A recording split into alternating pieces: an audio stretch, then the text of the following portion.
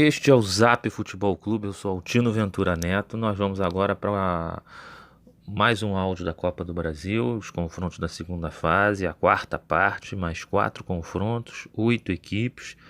Lembrando que nessa segunda fase é jogo único, quem vencer passa para a terceira fase. Em caso de empate, decisão por pênaltis, tá? Essa é a mudança em relação à primeira fase.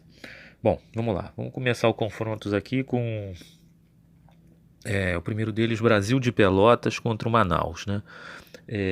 O Brasil de Pelotas veio da primeira fase, eliminou o Gama, né? Conseguiu empatar com o Gama no Distrito Federal, fora de casa. O Brasil de Pelotas tem 5 participações na Copa do Brasil, ocupa a posição 244 no ranking, né?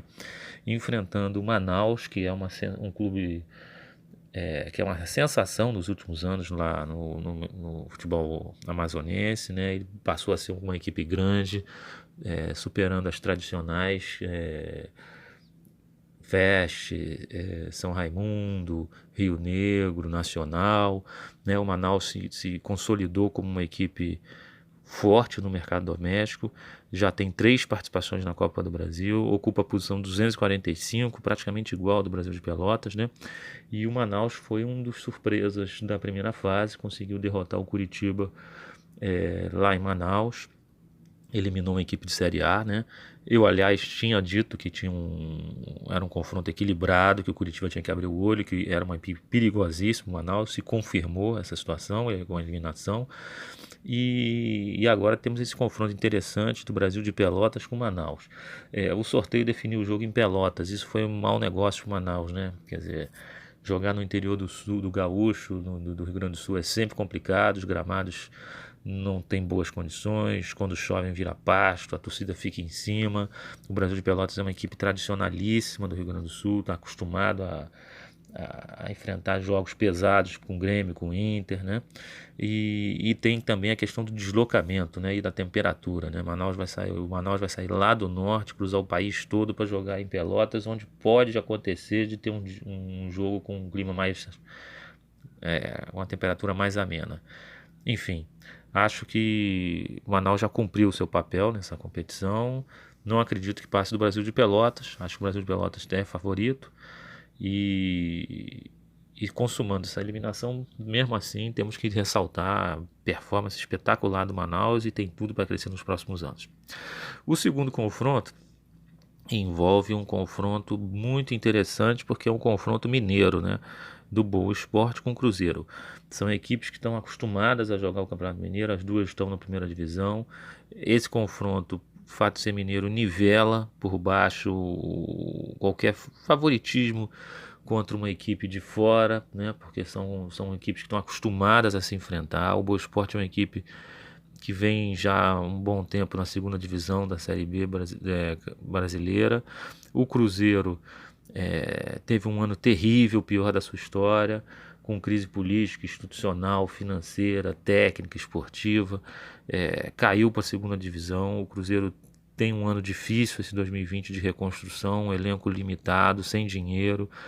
As grandes estrelas foram embora. O Cruzeiro teve que subir com alguns garotos, né, da base, mas a crise não cessa, os esqueletos continuam aparecendo, os dirigentes falando coisas que não devem, os números do endividamento aparecendo e cada vez mais crescente. É uma situação muito difícil do Cruzeiro.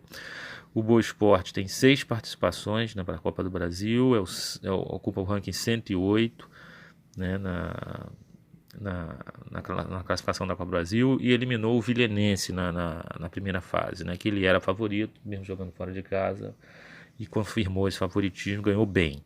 O Cruzeiro já tem 24 participações na Copa do Brasil, é um dos grandes clubes da história do Copa do Brasil, tem 6 títulos, é o maior vencedor, é o quinto colocado no ranking.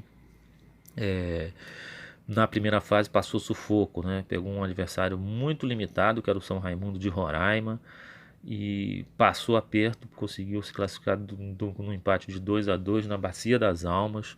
Quase o Cruzeiro aprontava um dos maiores vexames assim da Copa do Brasil, uma das maiores surpresas.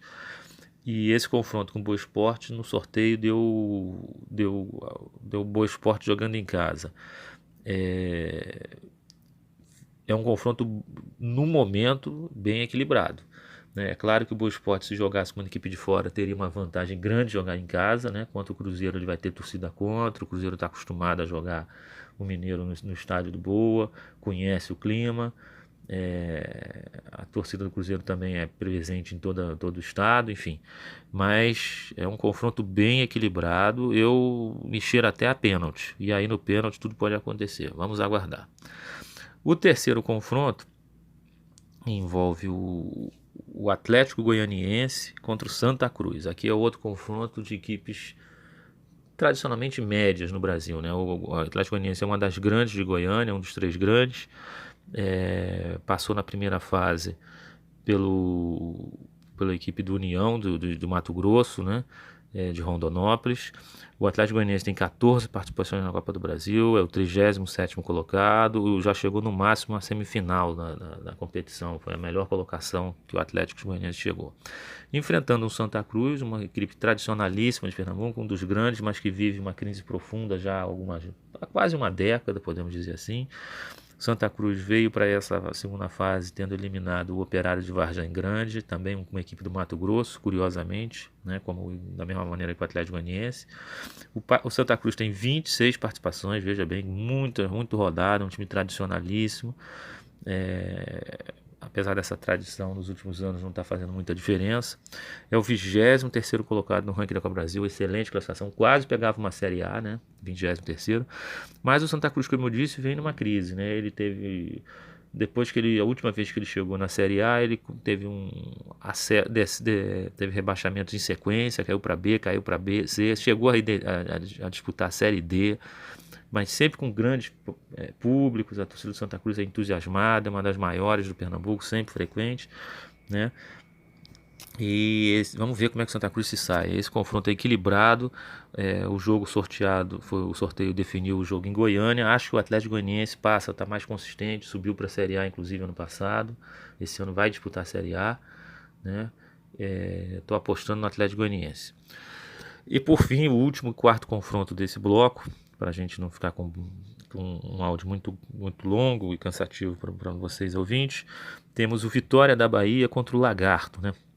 Confronto de equipes nordestinas, né? O Vitória da Bahia já foi vice-campeão da Copa do Brasil, é o 10º colocado, excelente classificação, 31 participações, um dos grandes clubes baianos, frequentador assíduo da Série A do Brasileiro, caiu alguns anos para a Série B, fez uma má Série B ano passado, correu riscos de ir para a terceira, mas resistiu na base da tradição.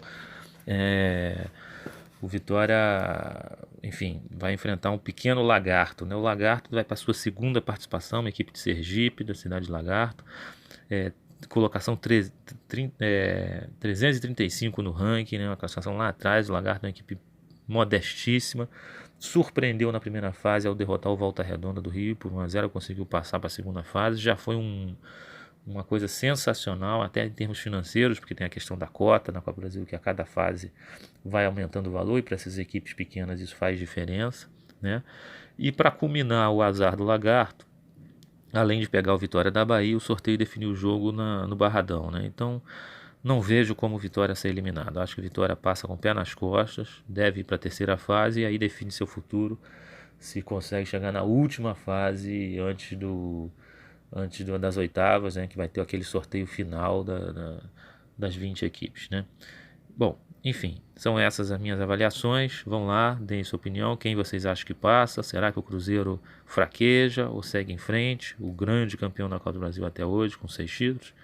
É isso aí. Deixem sua opinião, seu prognóstico, e a gente volta na próxima semana. Forte abraço, galera.